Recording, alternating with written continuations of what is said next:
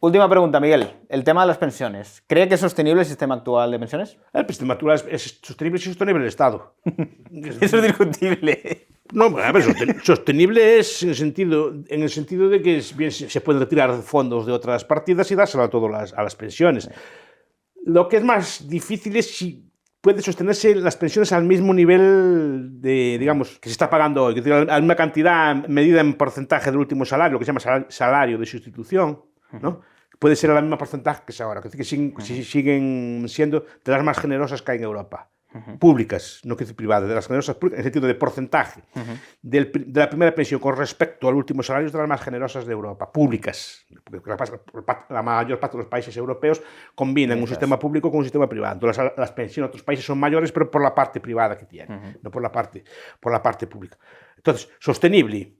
El problema es cada vez hay una población, digamos, más envejecida. No, hay una población activa relativamente menor, porque no hay jóvenes o se está reduciendo, etc. Y esos jóvenes, esos 20 millones o 20 y tantos millones que son de lo que se llama la población activa, tienen que sostener, digamos, cada vez más pensionistas, cobrando incluso a veces más incluso que el trabajador medio, tienen que mantener a los niños que haya y tienen que mantener la sanidad de todos esos...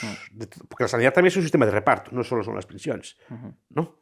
Tienes que mantener la sanidad de todo ese colectivo. El problema es, ¿se puede hacer? Sí, pero a costa de bajar el nivel de vida sustancialmente de los que están trabajando. Que es exactamente lo que está ocurriendo, que está habiendo un traslado de riqueza de los estratos más jóvenes a los más... Pero es que, claro, es un problema difícil de explicar, ¿no? Pero es un problema también de productividad. Dicen, no, es que la productividad incrementará. La productividad, mucha gente piensa que la productividad viene sola. Llega así, hay más productividad por el mero paso del tiempo. La productividad tiene usted que invertir en ella. Quiero decir, si quiere usted unas industrias más modernas, tendrá que comprar máquinas nuevas, robots nuevos, lo que sea así, pero tiene que comprar, tiene que tener dinero para comprarlo. O sea, tienes que tener una dotación de capital para comprarlo. No llega solo. Es decir, hay muchos países del mundo que si viven en el siglo XXI, ¿no? Lesoto, que sea cualquier país africano, viven en el siglo XXI exactamente igual, sincrónicos con nosotros, pero porque no tienen allí la productividad, porque no llegan robots, máquinas y todo el día ya, porque no tienen que comprarlos.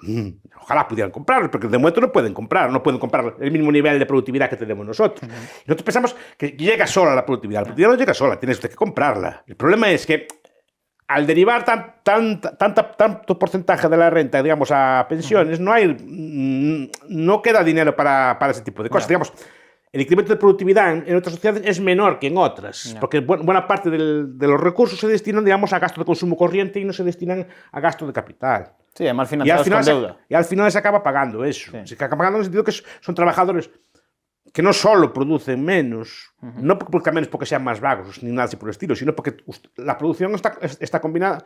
Lo que yo produzco no es lo que produzco yo solo. Si tengo un tractor, produzco más que si no tengo un tractor. Sí. Pero si no tengo un tractor de última generación, voy a producir menos que el que tiene el tractor de última generación. Si no puedo adquirir ese tipo de herramientas, no puedo ser tan productivo como los otros. Entonces, claro, una sociedad que destina esto tiene menos dinero para renovar capital, para comprar máquina. Entonces, el trabajador no es que trabaje menos, pero su producción es menor.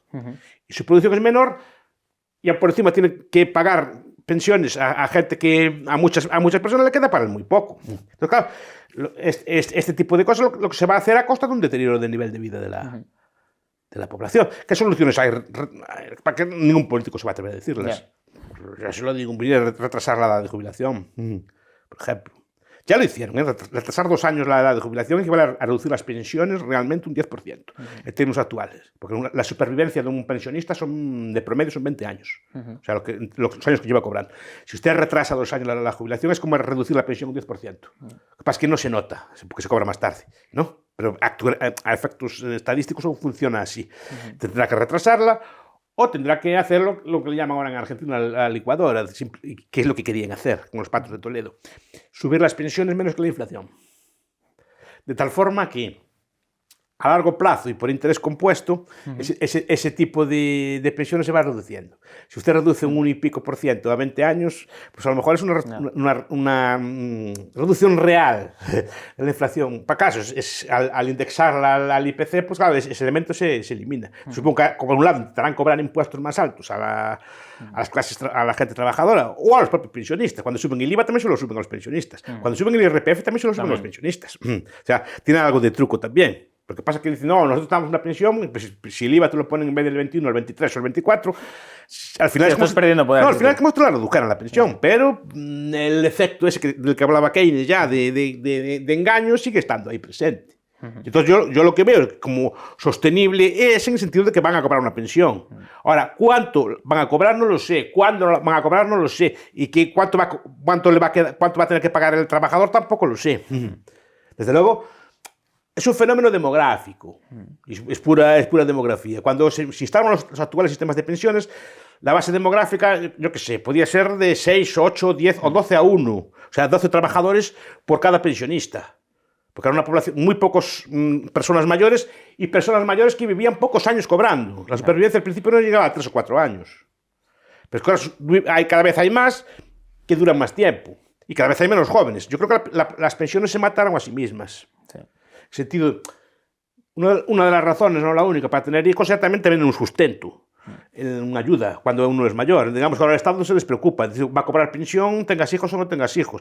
Entonces, ¿para qué vas a tenerlos? ¿O para qué vas a tener los mismos que antes? No es el único factor, obviamente, pero es un factor también que influye. Yo también creo que se ha encarecido el tener hijos. Antes tener hijos era bastante más barato, ahora tiene como más costes asociados. Porque le ponen un montón de regulaciones. Sí, es verdad. ¿Qué? Tiene que tener un montón de cosas. Tiene que tener cosas en el coche, tiene que poner... La escuela teóricamente es gratuita, pero tiene que ponerle, no solo es gratuita en el sentido de que no cueste nada, pero a lo mejor tiene que ponerle libros de texto, tiene que condicionar sus horarios, cosas por el estilo de todo esto. Y después, que claro, no es una escuela modular. Antes las escuelas tenían horarios variables, o podían, mejor dicho, podía establecerse horarios variables, es decir, pues, clase de tarde, clase de mañana, porque tienen que tener todo el mismo horario, porque no pueden incluso adecuándose al propio ritmo del niño, ¿no? Entonces, para que adecuarse a todo, esos son los costes que tiene, ¿no? Y después, claro, de educación, de mantenimiento y de muchas cosas extraescolares, y después que también es culpa nuestra, queremos que el niño sea competitivo, que sepa chino y cosas así. Entonces, ese tipo de cosas, claro, eso tiene costes, claro. La PlayStation. PlayStation, claro. Y ropa de marca, cosas así de estas, claro. Bueno, Miguel Ancho, yo creo que lo tenemos. Muchísimas gracias por concedernos la entrevista, que nos ha dedicado aquí un ratito entre clase y clase. Y nada, decirle que es un honor entrevistarle, porque yo creo que es una entrevista que queda para la historia de este canal. Yo me hacía mucha ilusión venir aquí a Santiago a entrevistarle. Y a mí también, lo que pasa es que ya sabe que no... Es que lo estamos hablando antes fuera de cámaras con Miguel y decía, es que creo que usted no es consciente de lo que le admira a la gente. Ya me van a admirar, hombre, un poco. Sí, de eso es porque no me conocen. Así que nada, muchísimas gracias, Miguel, y le dejamos ya tranquilo. Muchísimas gracias de verdad y nos vemos en el próximo podcast.